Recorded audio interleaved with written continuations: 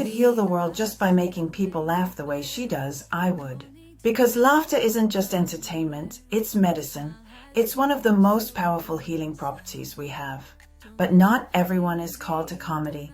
Not everyone is gifted with the ability to turn pain into joy. And that's what makes her story so extraordinary. Atsuko Okatsuka didn't become funny because life was easy. She says her out-of-the-box thinking and comedic voice were cultivated in childhood, growing up with a mother who struggled with schizophrenia. Her humor wasn't just a talent, it was a survival skill. A way to cope, a way to feel seen, a way to make sense of chaos. I'm a huge fan of Atsuko. She shares the same Japanese roots, and Taiwan is just below the islands where I was born and raised. Working with clients every day who struggle with mental health challenges, either personally or within their families, I want more people to hear her story. I hope this episode brings you something inspiring and meaningful through the lens of Atsuko. Welcome back, beautiful souls and seekers of healing, truth, and transformation. Today we're diving into something powerful, raw, and often overlooked, the healing power of laughter. How humor and comedy can carry us through pain, trauma, and mental health struggles, not as a distraction, but as medicine for our hearts. We'll also meet a brave, brilliant comedian, Atsuko Okatsuka, who turned deep childhood pain into a joyful, healing art. If you've ever felt broken, unseen, or silenced because of family pain, this video is for you. Why laughter heals. Laughter is more than fun. It's physiological, it's chemical, it's deeply healing.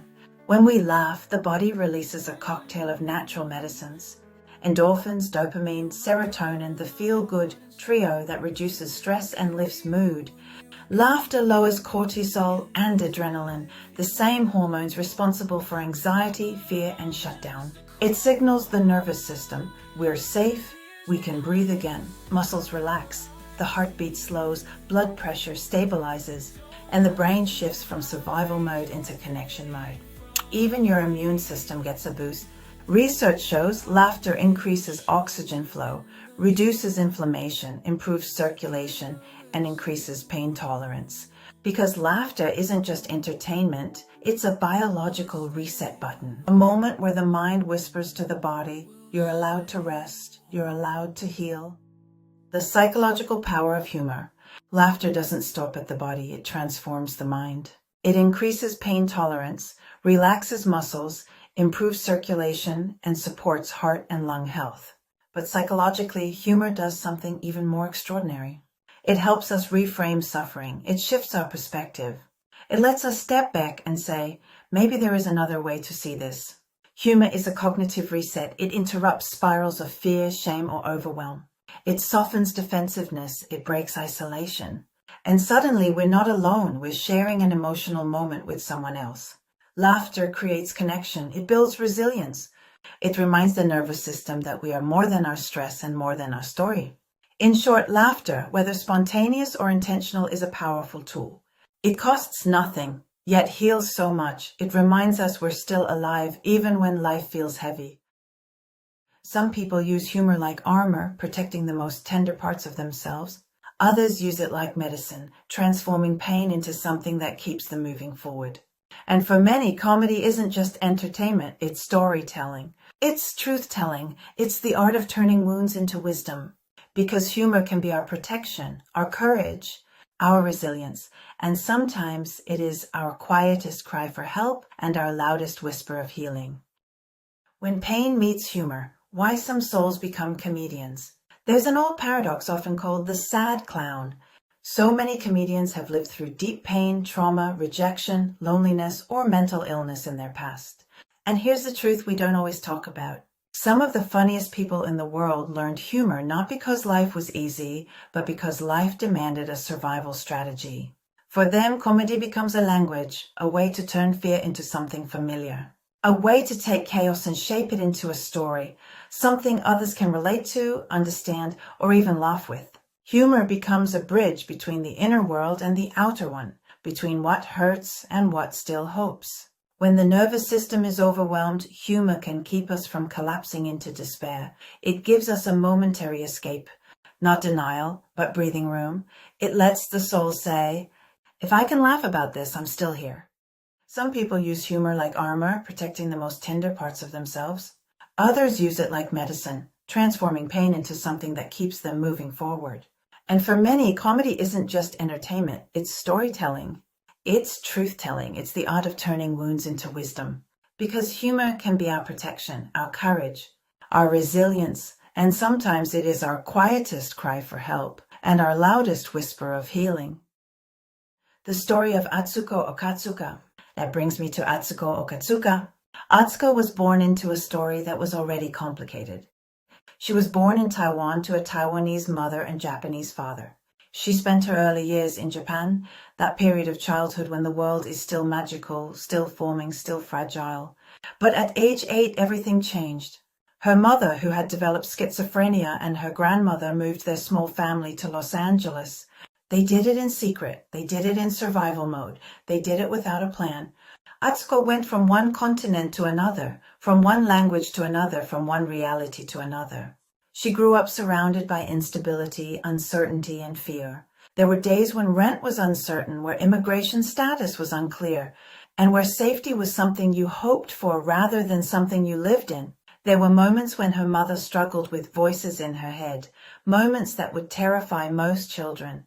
But Atsuko did something remarkable. She tried to reach her mother by becoming bigger, more animated, more expressive, more comedic. She has shared that when her mom was lost in voices or delusions, Atsuko would do exaggerated movements and dramatic gestures just to get her attention, just to pull her mother back into the present moment. Imagine that for a moment. A little girl using humor not to entertain, but to save connection, to soothe chaos, to make the world make sense again. Comedy wasn't just a creative outlet, it was a lifeline. Atsuko learned comedy before she learned the stage. She practiced imagination before she practiced punchlines. She cultivated out-of-the-box thinking because life required it from her, not because it was trendy or funny or cute. And this is the part that moves me every time. Her humor was born out of love, not performance, not ego, not ambition. She was trying to reach her mother, to be seen, to be understood, to feel safe again. Atsuko once said she used comedy as a way to join her mother's world instead of running away from it. That alone tells you everything. Sometimes humor isn't just laughter. It's the child in us saying, I'm still here, I still want connection.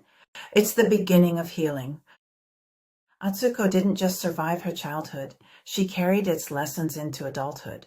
She lived through immigration challenges, through years when her family was undocumented, through a constant fog of identity confusion. Am I Taiwanese? Am I Japanese? Am I American? Where do I belong?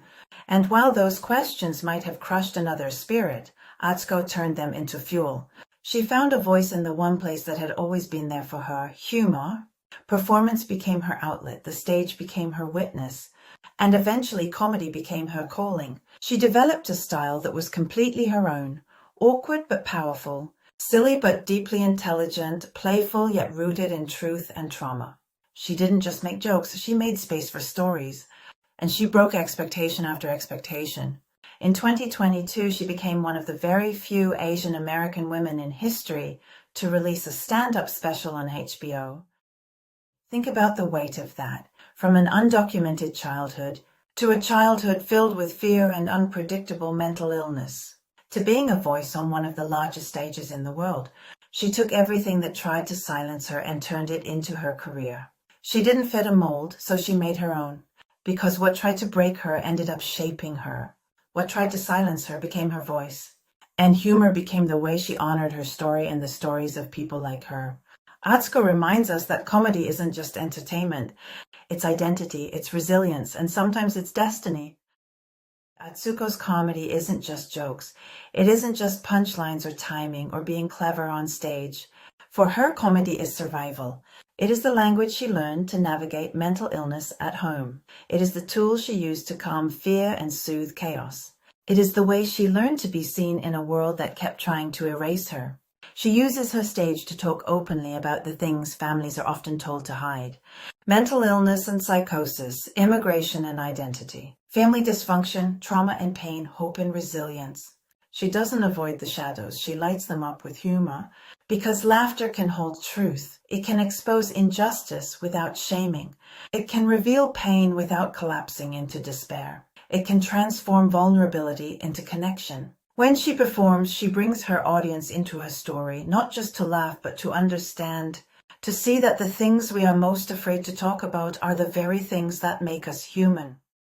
Atsuko reminds us of something powerful. The thing that made you feel like the odd one out, the outsider, the weirdo, the misfit, that thing can become your strength, your identity, your masterpiece.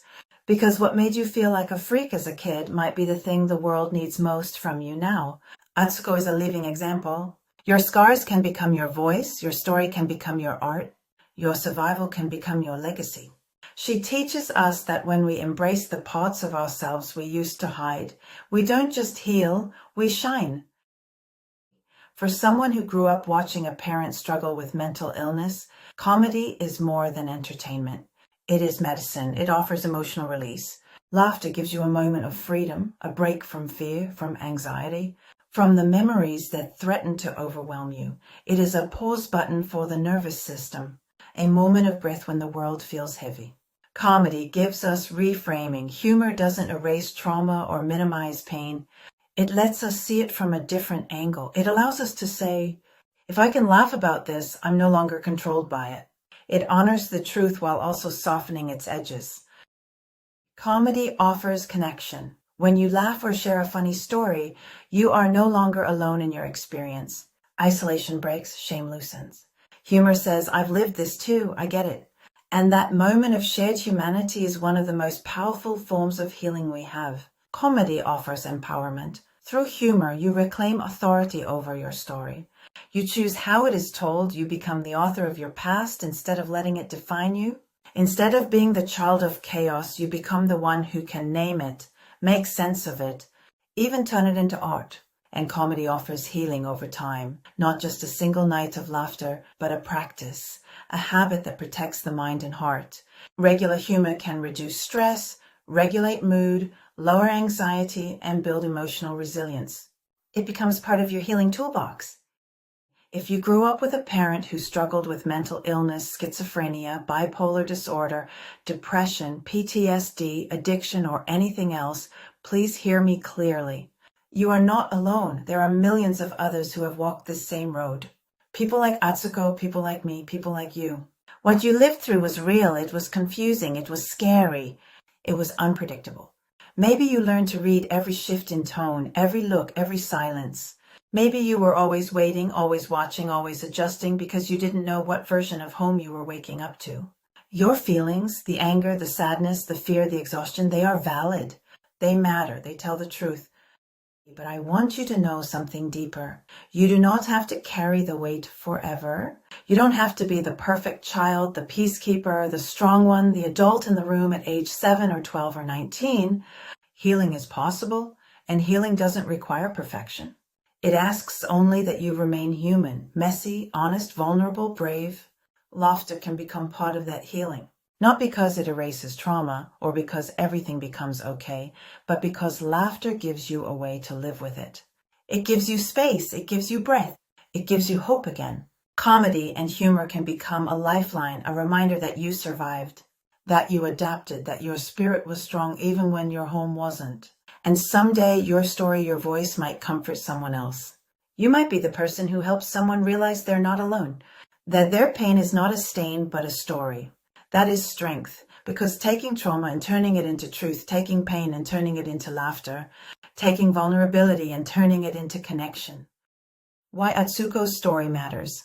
Atsuko is living proof that trauma doesn't have to define your destiny. She didn't hide her past. She didn't try to blend in.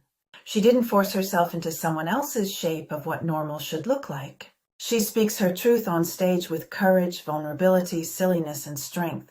Not to get attention, but to break silence. Not to be a hero, but to be human.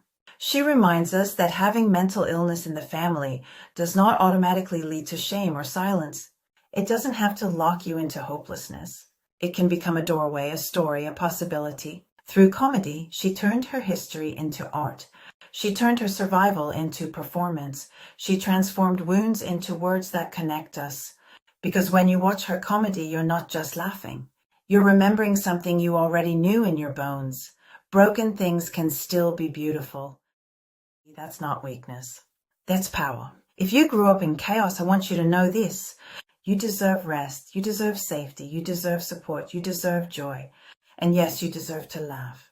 Not because you are supposed to pretend everything is okay, but because you are alive. Because your story isn't over. And because there is still so much inside you worth celebrating. Being different can be powerful. Your past can be the place where your purpose was born. Atsuko's story whispers to everyone who has carried invisible pain. You're not crazy, you are not broken, you are alive, and you can heal.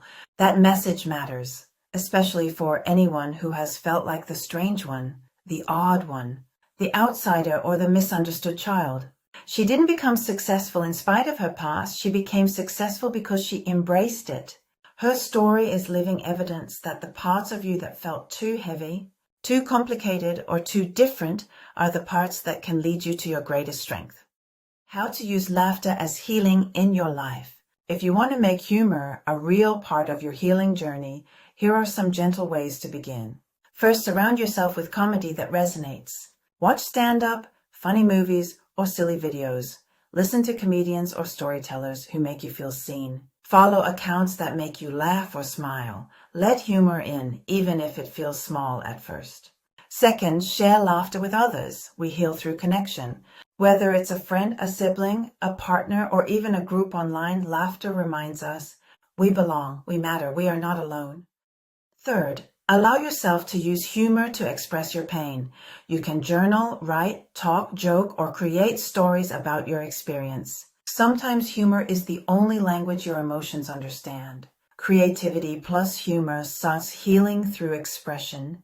Fourth, pair laughter with other self-care tools. Rest, therapy, boundaries, support systems, honest conversations. Laughter is powerful, but it doesn't have to carry the whole weight. Let it work alongside the other parts of your healing.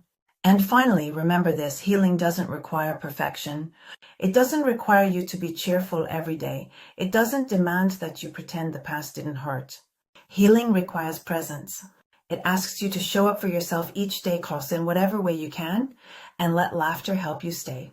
Help you breathe, help you soften, help you remember that you're alive and your story is still unfolding. Use humor gently, use it honestly. Use it as a companion on the road to healing. Thank you for spending this time with me, beautiful soul, as we explore pain, survival, and the power of laughter. If this spoke to your heart, or if you know someone walking a similar journey, please like, share, and subscribe. And if you want to go deeper, check out Atsuko Okatsuka's comedy, her HBO special, The Intruder, and her newer special, Father, on Hulu. I will put the link for her YouTube channel in description. Because sometimes the hardest stories give birth to the biggest laughs. And inside those laughs, there is healing. You are not defined by the storms you grew up in. You are the laughter after the dark. And beautiful soul, you can change everything. I'll be your shelter in the storm. Together we'll stay warm. You're a fighter, always pushing through, but even warriors need some rest too. Let your guard down, let me in. I'll be there to share the burden. You're my daughter, my heart and soul. I'll carry you when you can't go. In this life you're never alone. Remember, I'm just a call from home. Tears behind your smile I see. Don't have to hide your pain from me. I'll be your shelter in the storm. Together we'll stay warm. We'll stay warm.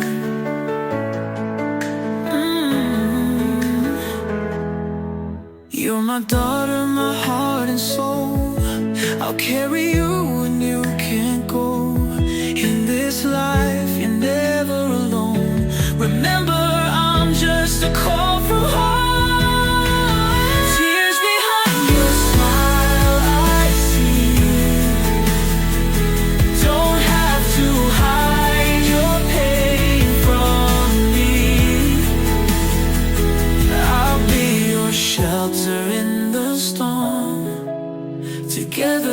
we'll stay warm.